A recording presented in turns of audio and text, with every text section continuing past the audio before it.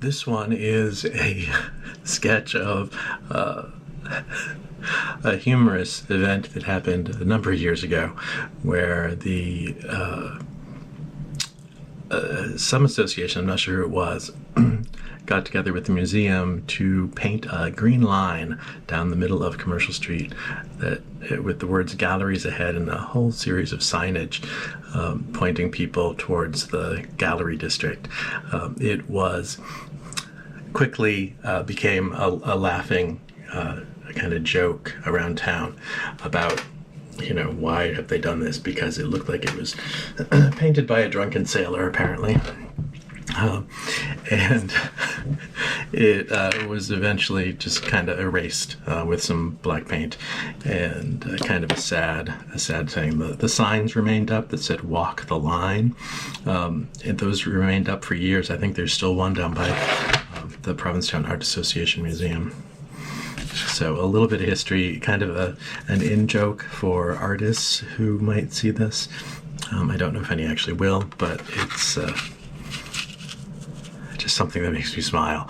So I found an old photo that I'd taken of this and created this little sketch.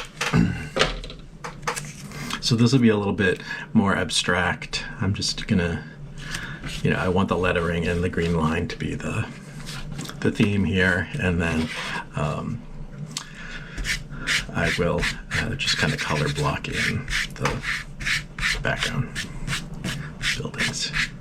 So gray and green line, and then lots of different colors of no particular order. Maybe the trees will be green. So for this, I'm actually going to start with the lettering, which is going to be done. I'm going to do that in Ivy Green, number 505 from the Kuretake palette, because it's a good kind of, not quite a Kelly, kind of a muted Kelly green, I would call it.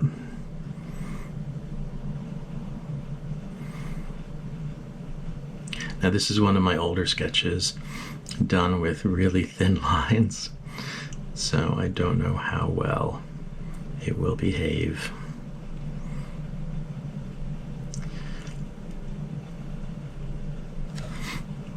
If you've watched other videos of these, that I often struggle with these earlier sketches because the lines are so thin, the engraving's not deep enough, so the paint kind of smudges and blurs. It's easy for the paint to get absorbed by the grain of the wood, and that creates all sorts of blurry edges and really blurry lines. You get these striations where the grain picks up the paint and just kind of blurs it out. So we'll see how this one goes. I have no idea. The block seems to be taking the paint pretty well,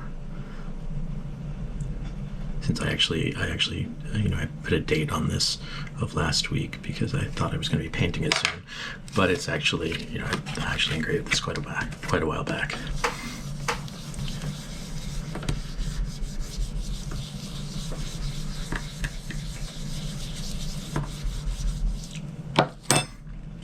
Let's see. That's okay.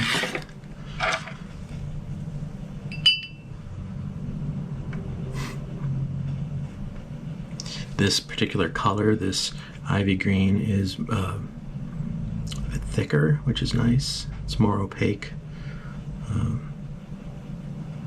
than that horrible cerulean blue. That drives me crazy because it's so watery. It is not a good paint in this set. It's a beautiful color, but I find it awful to paint with. I need to come up with my own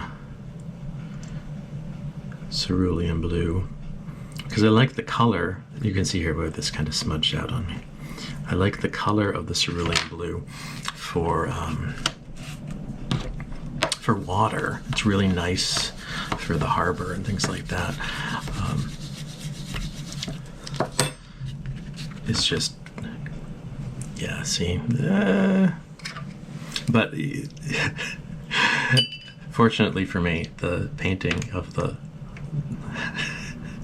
of the line and the lettering was not a very high standard, so it's okay for it to kind of smudge out a bit, as long as you can read it.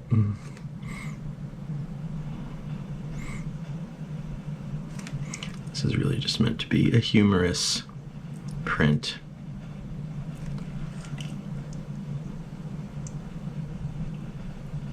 Yeah, this is just not, this is not good. It's gonna be really messy. But that's okay. I've done so many of these little postcards at this point. I think this is coming up on 30 of these little postcards. They're not precious. They're essentially studies for larger projects in the future, and for getting a hang of doing laser engraving. Yeah, this is really messy. I'd need to be doing this with a super fine brush to get the level of detail. So I'm just gonna power through this and say, whatever I end up with, I'll be happy with.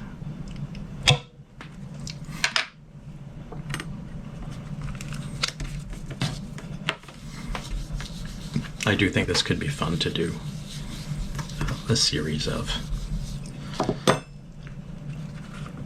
because I have done you can see this is really interesting.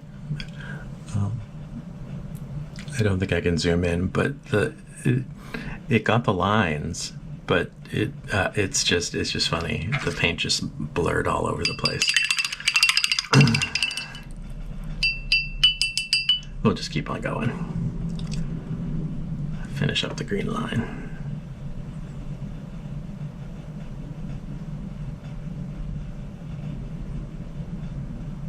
So where the engraved lines are, it's not, the paint isn't getting picked up on the paper. But where I blur over the line, obviously I end up with paint.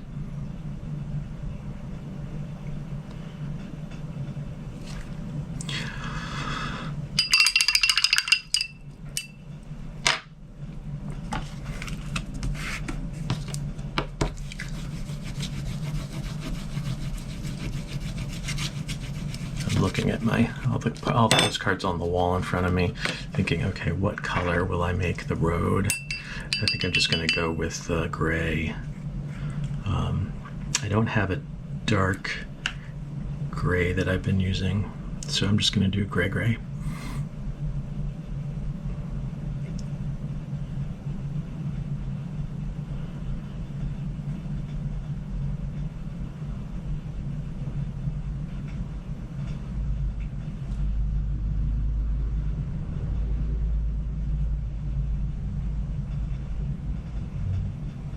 I do have my little reference photo on the iPad in front of me. Not so much reference photo as color study, because I get really confused and frustrated sometimes doing this, because it's backwards and it's lots of little zones for color, and sometimes I don't get what I'd envisioned if I don't have a printout in front of me or an image in front of me to kind of follow along. Do my own kind of paint by numbers without numbers.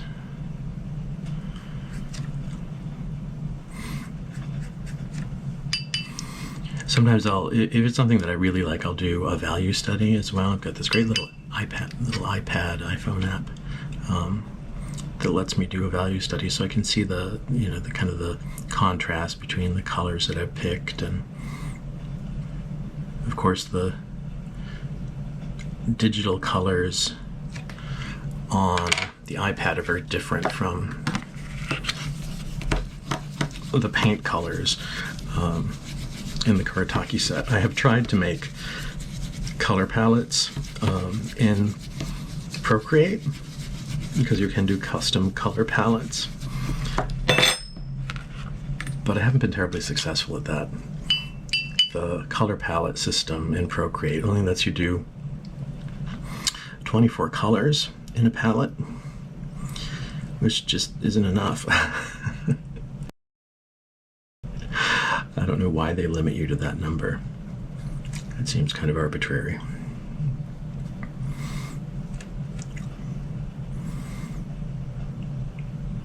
So yeah, so the color matching between what I see on screen and what I get when I paint is not so good.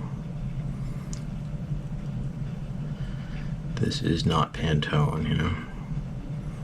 I miss that level of color matching, kind of color sync and all that stuff that Apple really pioneered back in the beginning of what we used to call desktop publishing. I don't think they call it that anymore.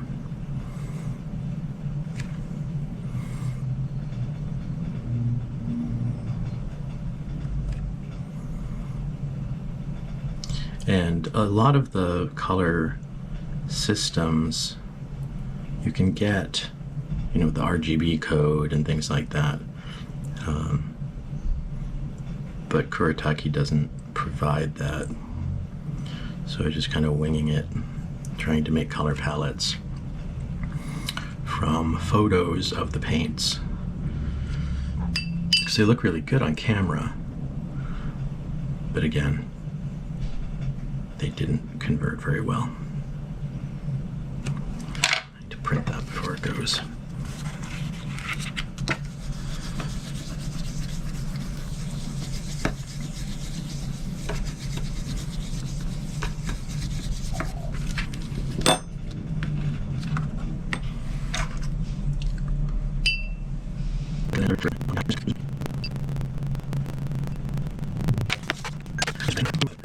I'll tell you a story. So this is the yuck. I'm having a horrible time.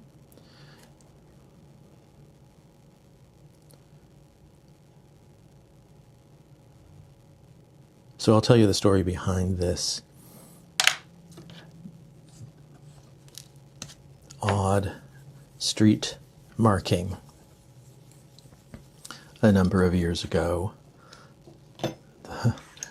over the winter months, the museum and some art gallerists, I'm not sure exactly who it was, I won't name names because this did not go well, got together and got permission from the select board to get this wording, "Galleries Ahead," in a big green line painted down the middle of Commercial Street, kind of from the library through to the east end to the, I think, as far as the museum. Now, this was before Commercial Street was rebuilt, so it was pretty potholed and not very consistent roadway. And the painting, while I'm sure it was done to the best of the abilities of our local public works folks, you know, they did it all by hand, and it just came out. It looked like, people said it looked like it was done by a drunken sailor, which was not very kind, but it was relatively accurate. And anyway, there was a lot of public backlash, and the select board decided to have the lettering and the line down the middle of the road, the wonky line, removed before the season started. So it never really made the light of day. It wasn't really seen by people, except for very early in the season. I took a ton of photographs of it because I just thought it was funny. So this is a sketch from a photo that I took of the Galleries Ahead. There's also a whole bunch of signage that they did along the side of the road. These walk the line signs that told you, you know, galleries were this way and that way. It was actually very clever. It just did not work out. there's still one of those signs remaining down by Pam at the corner of Commercial Street and Bangs, right in front of the museum. There's a mailbox there. You can see the sign. When we did a bike signing project a number of years ago, one of the select board members was very adamant that for any sign we put up, one old sign needed to come down. So most of the signs that came down were those walk the line signs, because they had become irrelevant without the line. It had been up for, I think, about 10 years at that point too. So we have so much sign clutter in town that most of the signage is just kind of ignored.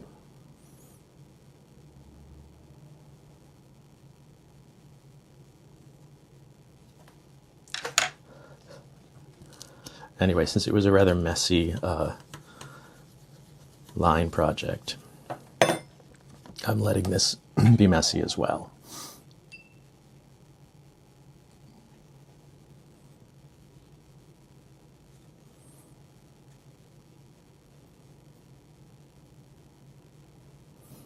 So I'm using different amounts of water in the paint and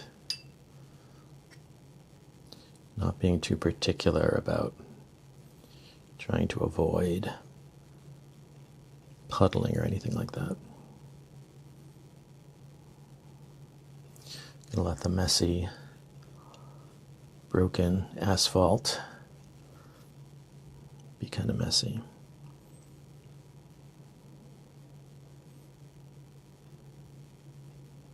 You can see though that the grain of the wood is picking up quite a bit of paint.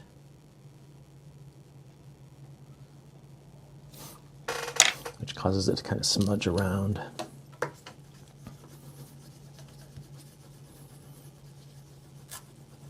But I'm just learning, different materials, different paint applications, different engraving depths and speeds and stuff. There's so much fiddling that you can do with the laser engraver that it's easy to kind of get caught up in revision after revision after revision. And I don't want to overwork it. I just wanted to kind of get to a certain standard scheme that I knew the properties of so that I could get on with the printmaking.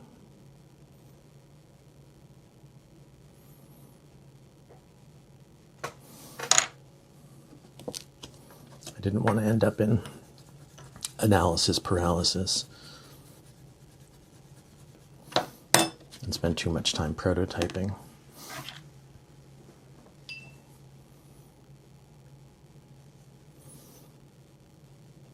Although honestly, all of these postcards are just prototypes for future prints.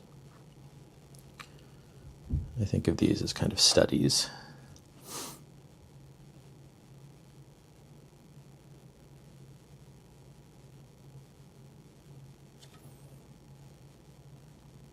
And this may be, kind of part of a series. I've been doing some sketches of galleries. I think I posted one of those recently. Let's see. I have gallery number 1, which is somewhere on my wall in front of me. Yeah, it's a horizontal postcard.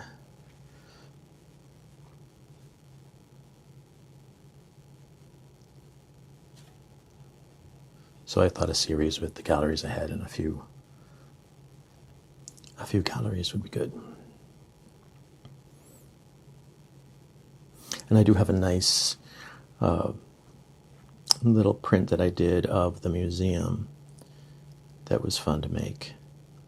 It was one of my plastic block prints. And I did that one on some really nice Arches paper. I was really happy with how that came out.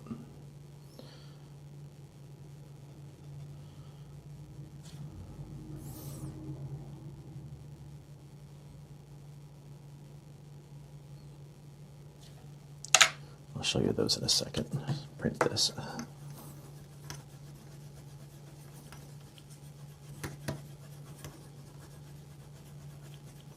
Okay. To let all that gray dry, it takes forever sometimes, and I probably shouldn't have started with this big huge area of gray, because when you do a big huge area like this on these cards, you know, it just sucks up the paint and starts to warp really quickly. But fortunately I'm going, you know, up towards this part where it's not going to be as warped, but it will get pretty warped down there. See if I can grab that print.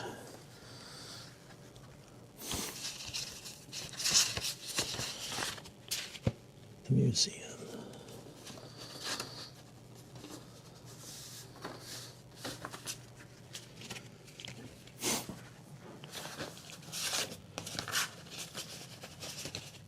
Here it is.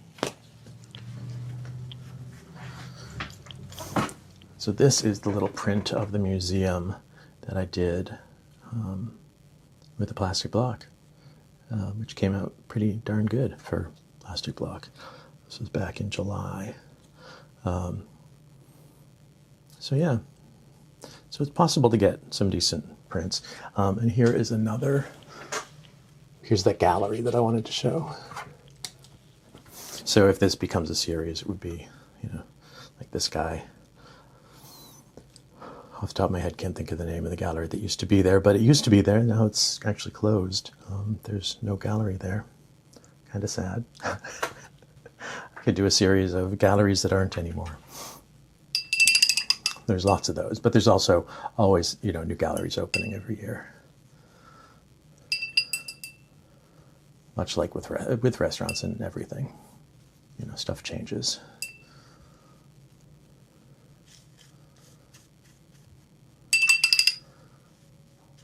All right, clean up my brush, get rid of the gray, and I will go on and do, maybe I'll do more sidewalks. I think I will. I'll do the sidewalks because they're in this zone. So I'm going to do these bits in red. I'm in a Rose Madder Deep mood.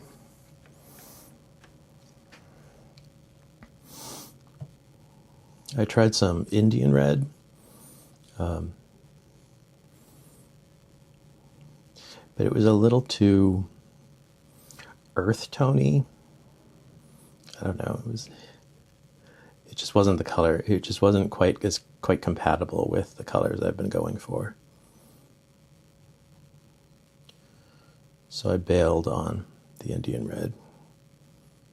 I kind of like this Rose Madder because it's very pinkish sometimes. Sometimes it's very red. I can stick gray over it and get almost a purpley mauve out of it.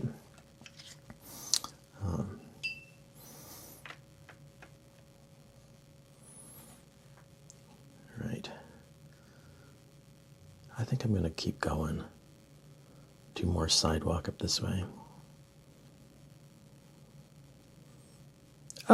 Okay. See what just happened? I don't know if the camera caught that, but a little tiny bead of water was on my brush up here.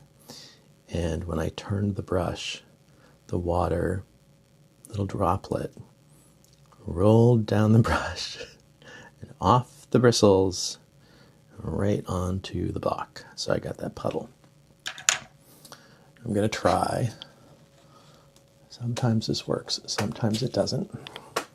Tiny little piece of paper towel. Oh, I think that worked, and I just smocked it up a little bit. Let's see.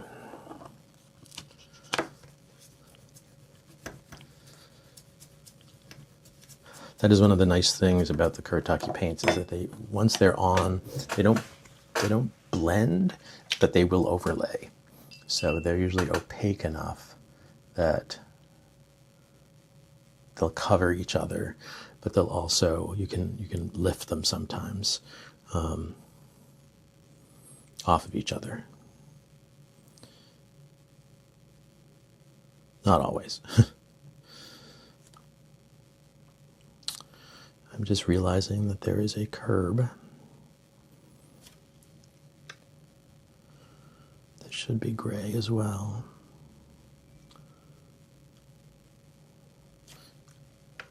So I will come back and do the curb after the red. I do love this color. It's almost like a cherry red.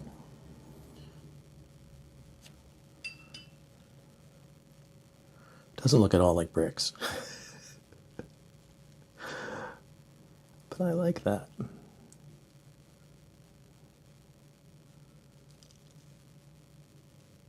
For a while I was really trying to follow an Art Nouveau palette and sticking to kind of muted colors, and while it was pretty, it didn't have any energy to it. It didn't have any. It was too harmonious. It didn't have any conflict or contrast even. So I've ditched that, and I'm just winging it now. Painting with colors I like.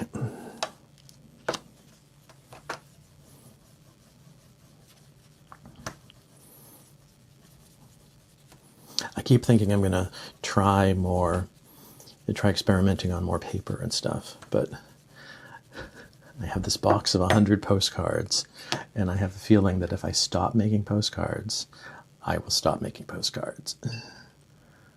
Because I enjoy making them to a degree, but they're rather tedious. And they're extremely time-consuming, which I'm fine with. I'm not in any hurry. They create me hours and hours of YouTube content that all 2 of you watch. Thank you for watching. If you're enjoying this, please like the video and hit subscribe. But honestly, this is really my accountability channel. It's like, I'm going to paint, so I'll record it for posterity. Not so much for posterity as just a reason to actually sit down and paint. Oh, I have to record it. It's like proof.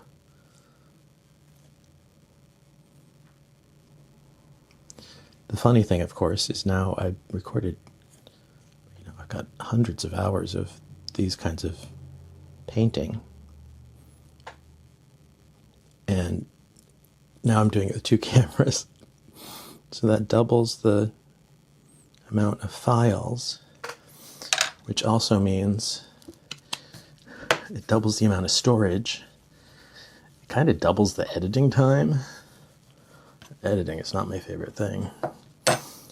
But I had started running out of storage. There's only so much disk space. One of these videos takes, gosh, one of them was like almost a terabyte, which is ridiculous.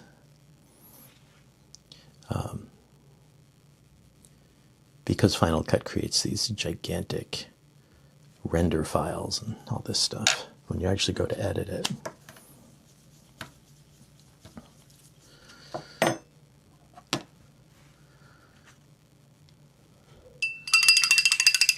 So I spent a bunch of time, futzing around, moving files around to get higher speeds, and then I just realized, okay, I can't shoot in 4K. I need to ratchet down to just plain old HD, which is what all of this is now, because it's, a quarter of the size, and that'll do until I can afford to buy a new hard drive. And that's a whole rabbit hole, of hard drives and SSD drives and NASs and SANs and DAS and all these acronyms and things that I really don't want to think about. I just need more storage space. So we'll find that. Maybe that'll be a Christmas present. All right, I'm going to let this dry, and I will come back in a few moments. I just sat down, and of course my little robot vacuum decided to start vacuuming, so I'm going to send it home. Pausing. Heading home. That's the funniest thing. Bye-bye. Go back to your charging station. It's the funniest thing. It maps the whole room and everything, but it still has to figure out where it's going. It's like having a pet. I should put googly eyes on it. All right, back to the painting. Okay, I'm going to go back into the green. This time we're doing greens that are tree-like. Oh, charging. You could hear the robot tell me that it's charging. So greens, we're going to do shrubberies and shrubbery zones. So this is sap green, kind of my go-to for shrubs. Now this is actually, this continues down behind here. I'm going to take the risk of just painting right over the lines. Sometimes this works, sometimes it doesn't.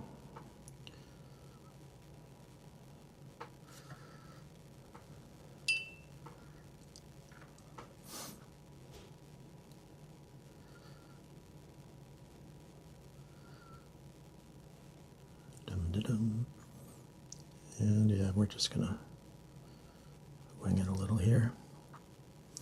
Mumble, mumble, mumble, he says to himself.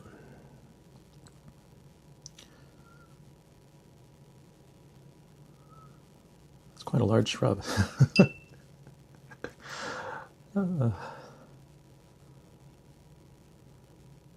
Oops, that was too much paint.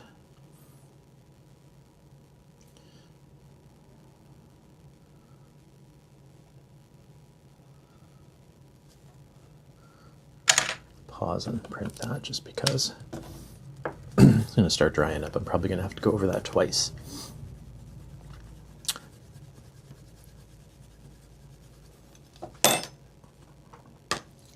Oh, it did work. See, you got all the little lines.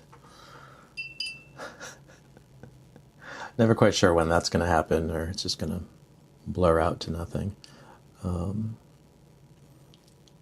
You can see though I'm putting a lot of water into this, so it's really getting absorbed by the wood.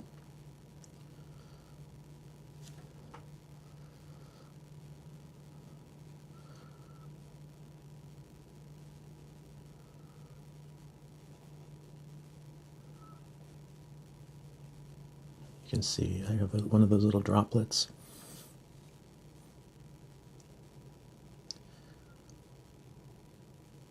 And I don't mind them that much, those little water droplets, except they tend to fall at the most inopportune times.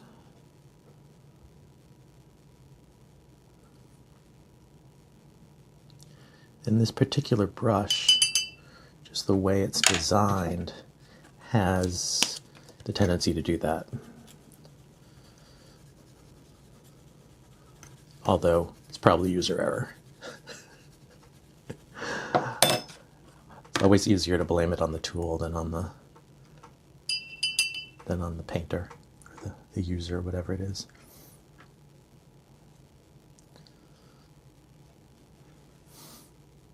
When I was in IT back in the day, we had an acronym we would use.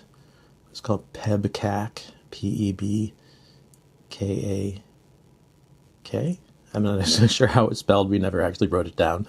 We just said it to each other. It was the problem exists between the keyboard and chair. So PEBKAK with a C on the end, which meant it was a user error problem. Non-technical. Clicked on the wrong thing.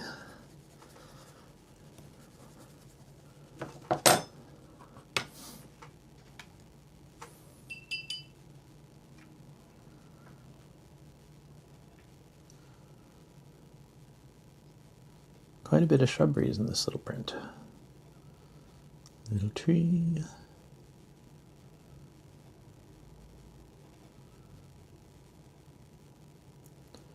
That's one of the things that keeps me from doing much plein air and painting outdoors.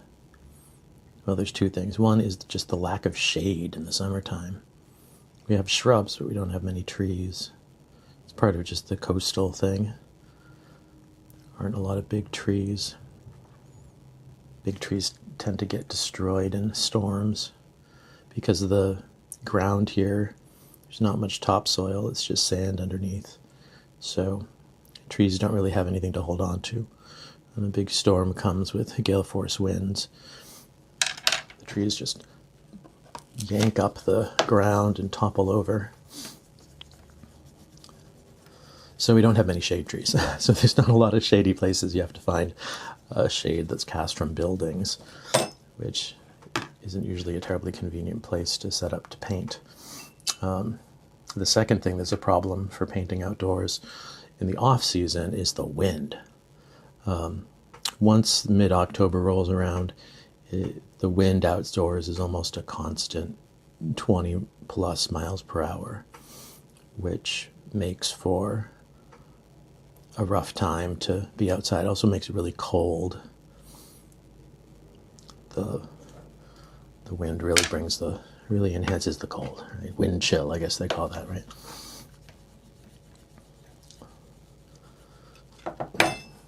So I'm always looking at the wind speed if I'm going to go out, since I ride my bike too. Really windy conditions make it tough. I'm going to grab some brownish, Viridian red. Go over and do these stairs. I'm thinking that should have been green too. Come back and add that in. All these stairs can be brown. Again, I'm hoping that the lines will show through this little paint application.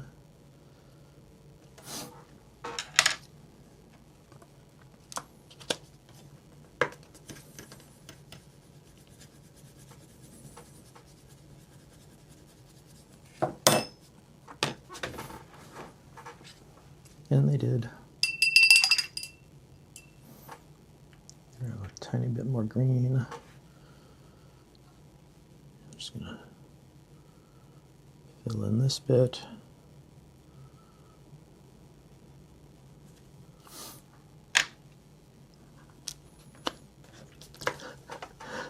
As I look at this print as it's evolving, I'm like, wow, that's really messy. And that was part of the intent, right? I think I said that early on. I'm going to go for some horizon blue. Yeah. I've started using horizon blue a bit more for skies and windows, because it provides a bit more contrast. And I like my windows to match the sky.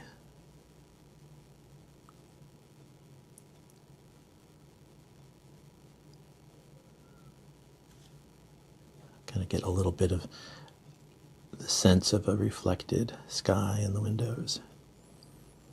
Is that a window? No. Not today. I think it's probably a sign on the side of a building.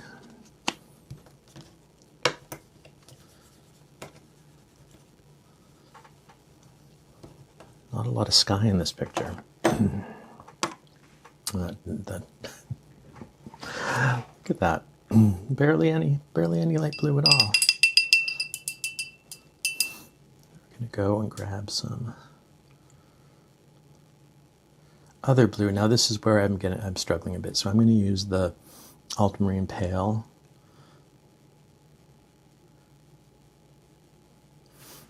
As water instead of the cerulean blue.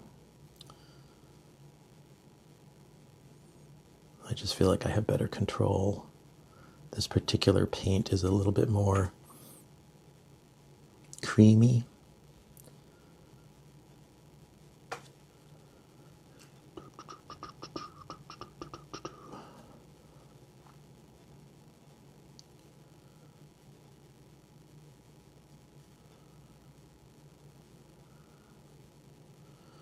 And I'm just going in and creating some color blocking.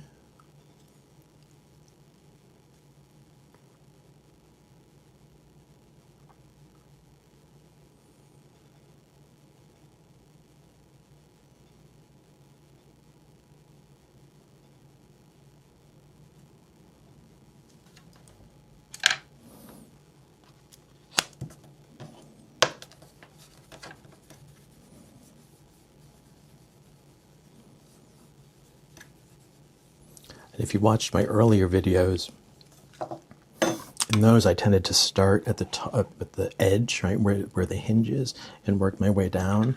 I gave up on that approach. I decided to go color by color instead. I'm going to grab another shade of blue. We're going to use gray blue, grayish blue. Hit some little bits along here.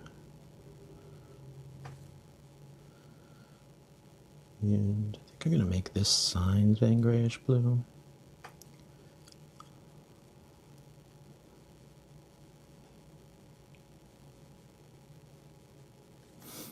This I know is the sign for, there's a bunch of little businesses down this alley. There's the Backer Gallery, the Harbor Lounge. Actually, I'm not sure what else is down there these days. There's a fun little building down that alley that I've always liked, that I thought would make a fun little bike shop, because it's actually at the bottom of a ramp. And it's just kind of one room, but it's this cute little cottagey shed thing. I should probably paint it at some point. I think right now it's just used as like a real estate office.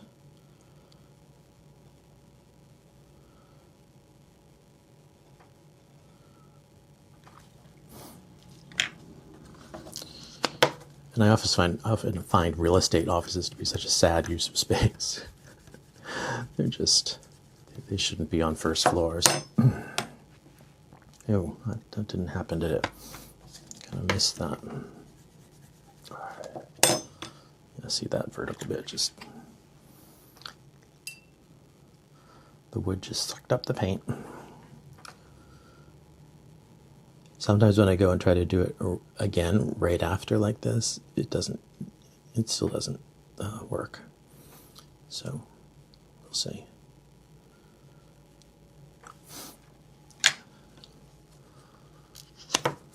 Sometimes I just have to let it dry and come back.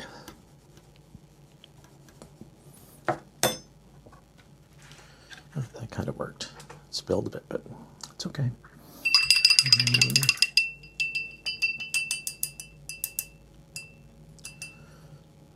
Just do a little more of this gray blue, some on this side to kind of balance it.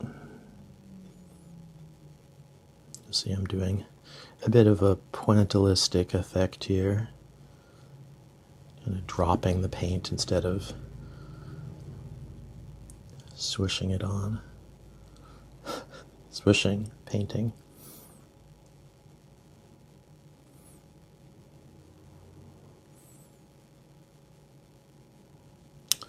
What else wants to be blue? I think this wants to be blue.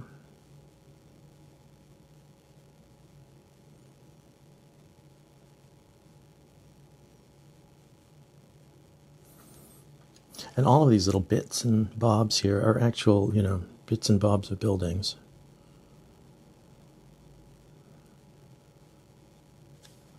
With just the details removed.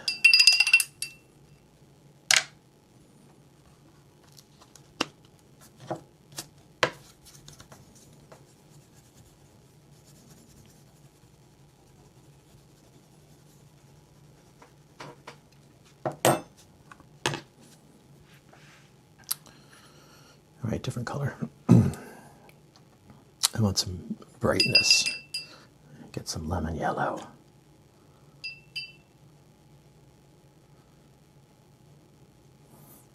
The only bad thing about lemon yellow, I love some lemon yellow, is that it doesn't stand well on its own, particularly against white paper. So I need to kind of put it in between things. Then like up here, I'm going to do this bit. And since it's going to be right on the edge, it will just kind of disappear.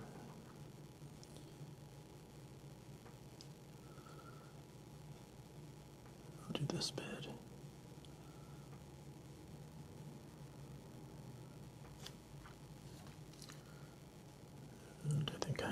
this thing yellow. Big yellow focal point there at the end.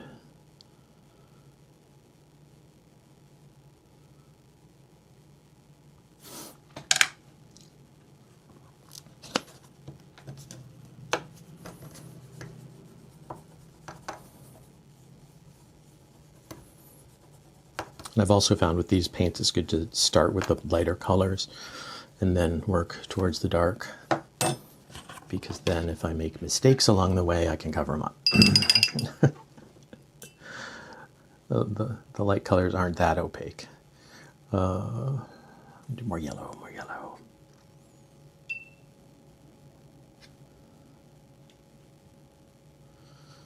I want this to be yellow around that little window.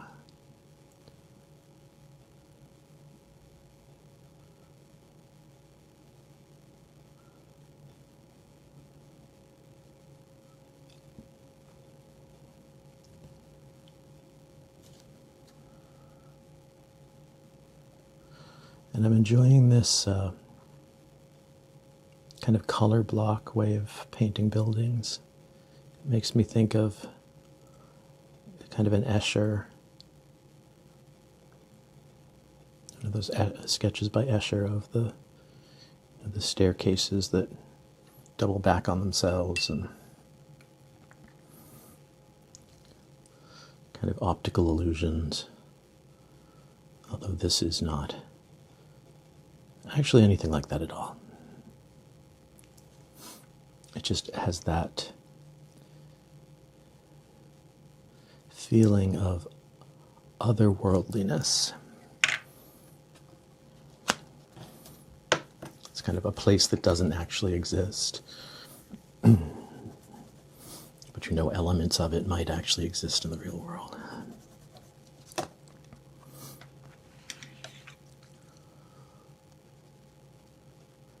Grab some beige, kind of sand tone.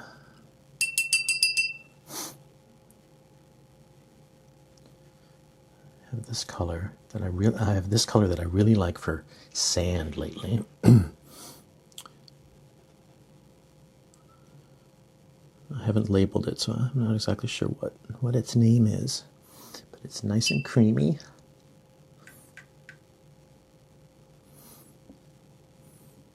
And it just has a good coverage and a good feeling for sand.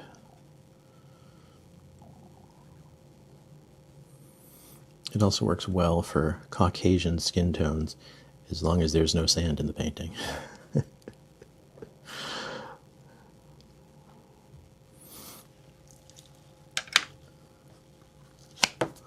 And there's a lot of sand in a lot of paintings. I have one sketch I just did, and I'll be painting soon, of a dune shack, which is essentially lots of sand and lots of brown. And I'll probably add some green into that one just because there is some greenery out there, but it's not very strong green.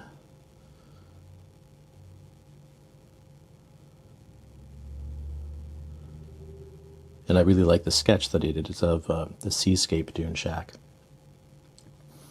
that is operated by the Provincetown Compact. They do art shack resident. They do they do artist residencies in the Dune Shack, so you can book a week out there. And they do some community ones too. I got to go out, probably like 10 years ago, and spend a week out in Seascape, which is quite large for a dune shack. It's actually 2 floors, has a bedroom upstairs, and it's right on the other side of a dune. So the ocean is right over the hill from the house.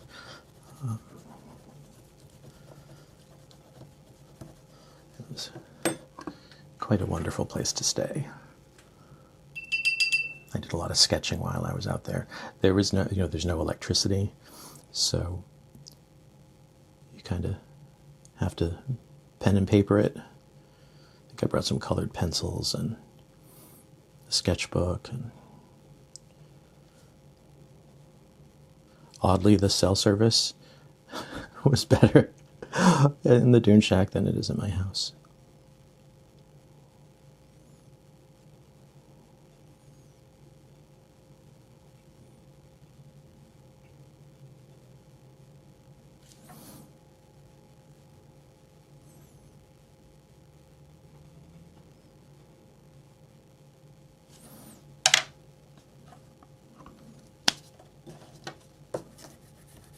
I've been thinking about applying for a residency out there, because renting them is not cheap. I mean, it's probably cheap by vacation standards. I think it's about $1,500 for the week. They subsidize it for some artists. There's some competitive grants, I guess, whatnot. I'm noticing I missed a little bit of sidewalk here and there, so I'm going to go back in with some rose madder deep. We're going to do, I should start over here with this little bit of sidewalk.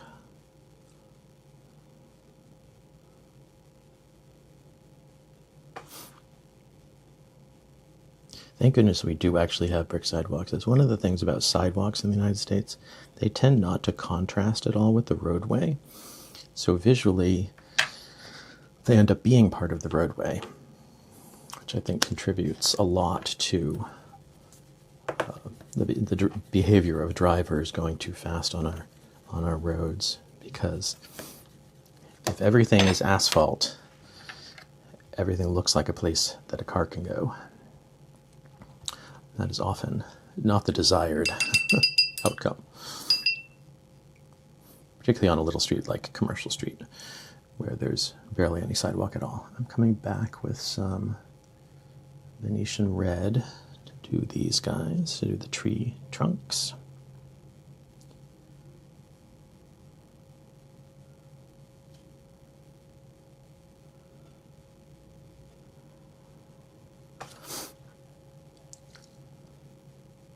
Way too much water here.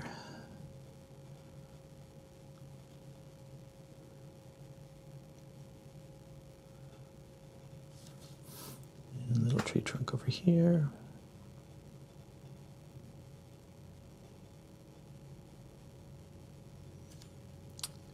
And I think we'll make the telephone poles brown too.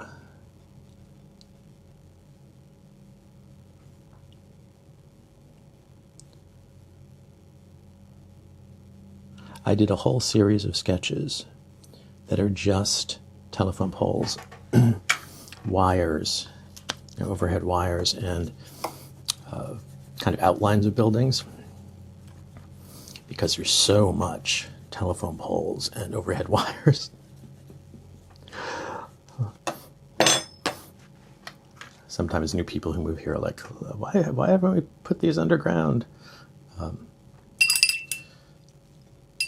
And the answer to that is it's extraordinarily expensive. Apparently it's something like $300 per linear foot to underground utilities. So imagine doing a 3-mile street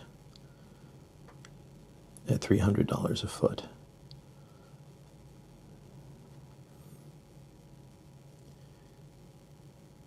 And it also doesn't seem like the best idea to put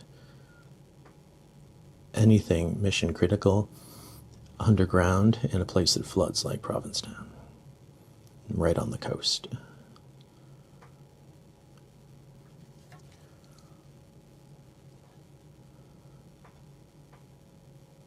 And apparently it also requires a whole different set of firefighting apparatus, because you do get fires in those trenches where they put the utilities. And since the town doesn't have any of those underground utilities today, it would need to invest in all that firefighting gear to be able to deal with any fires underground.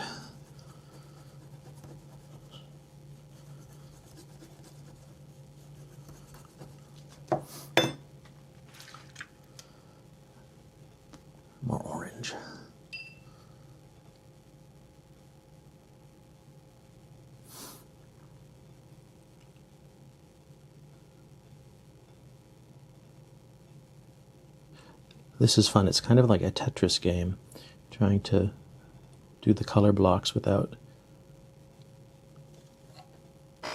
you know, ending up with blocks I don't want next to other blocks. Thinking about, I think this is going to be orange.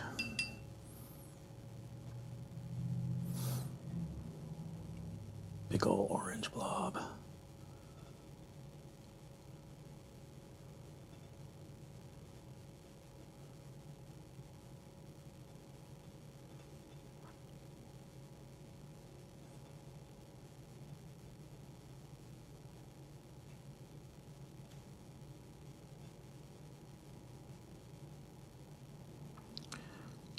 Just going to make that all orange.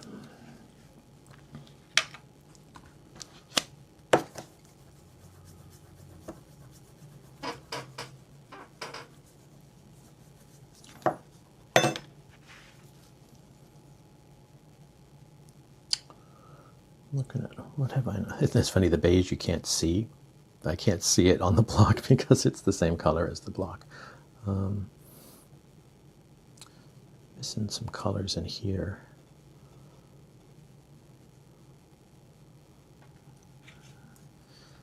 I think I missed a few beige spots.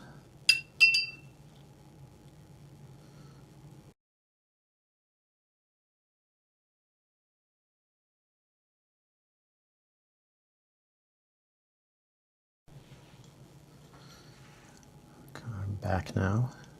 My camera actually times out after like 25 minutes of recording, which doesn't make any sense to me. Why would you have a video camera that times out?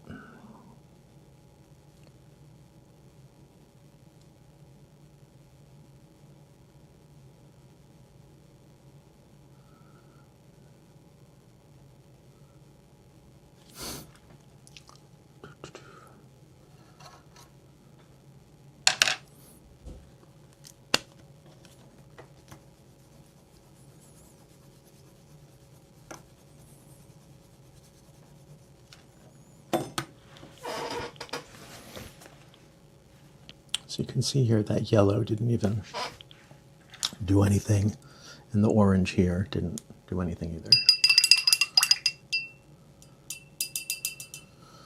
I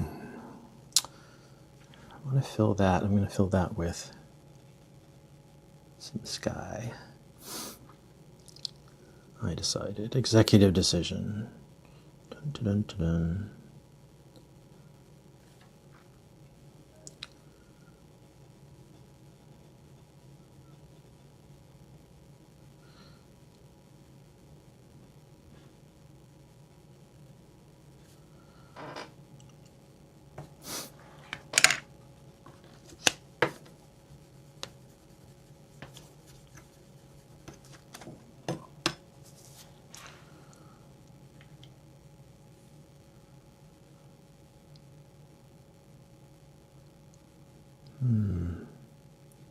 I'm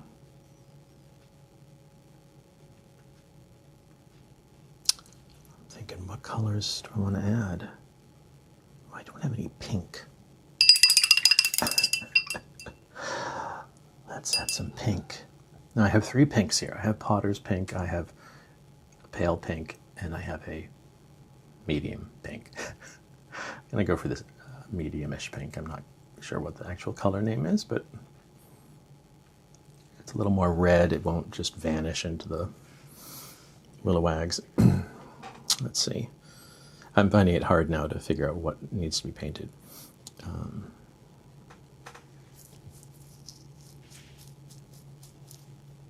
We're going to make this a little bit pink.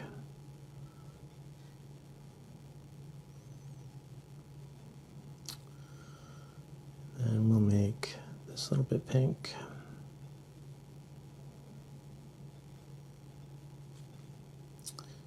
Then we'll make this a little bit pink.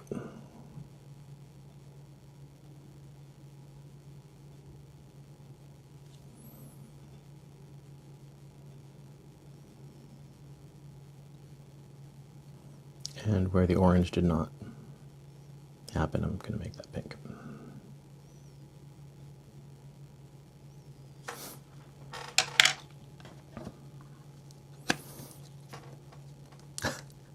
So where the tape is on the edge, I have to flip over in order to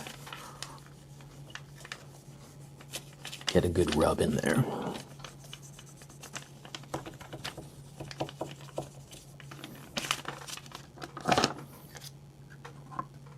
Oh, there. Managed to put orangey pink, which is fine. So I still have, oh, I have this little zone around the tree. That needs to be pink too.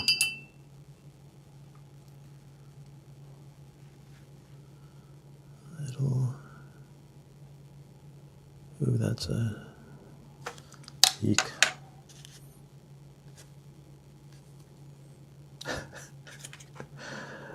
La la la la la.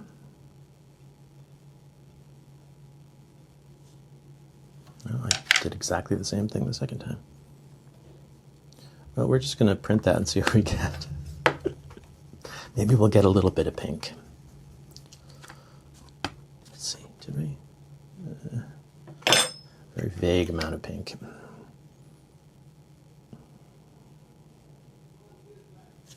Try this again.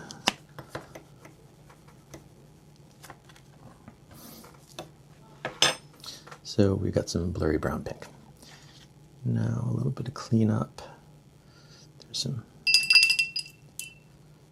missing blue over here.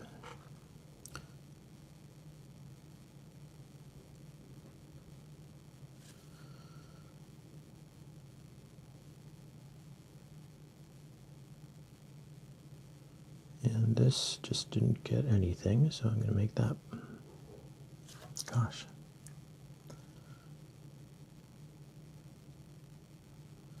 Make that blue. Maybe make this bit blue, this little roof bit.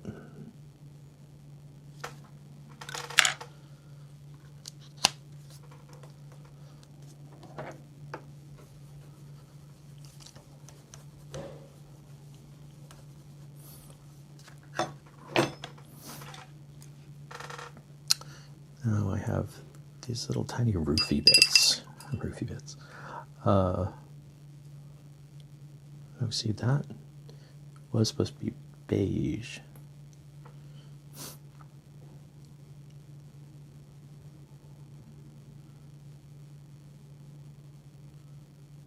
You know, we'll make that beige too, just for expedience. Mumble, mumble, mumble. Yes, I know, I'm just mumbling.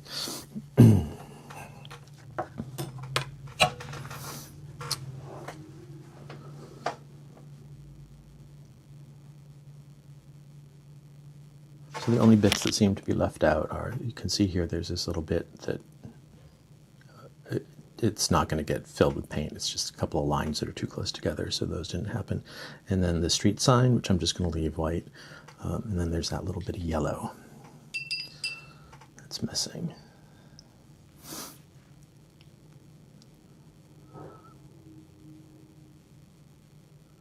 Let's try that again. And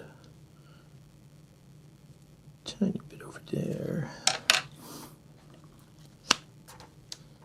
Sometimes just pressing with my finger is sufficient. Let's see. There we go. And see here, this little bit of yellow didn't take either.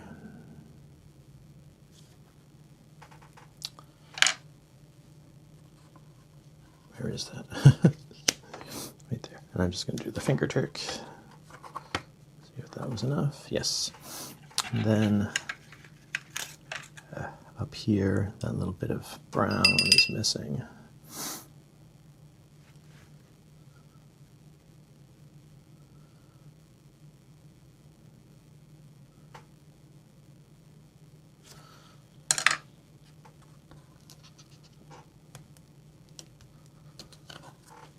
That's all I needed.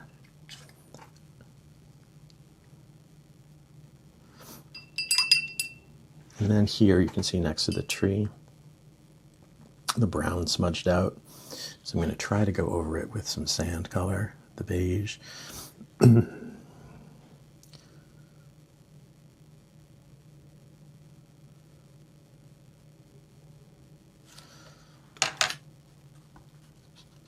the only reason that might work is because the beige is, no, it didn't work. It just blurred it some more. We're going to leave that. You can see that happen in a couple other places too, where the blue bled out. So that blue, that was the grayish blue, tended to bleed. But I think that's it. I think that's done. If you enjoyed watching this creation of a postcard masterpiece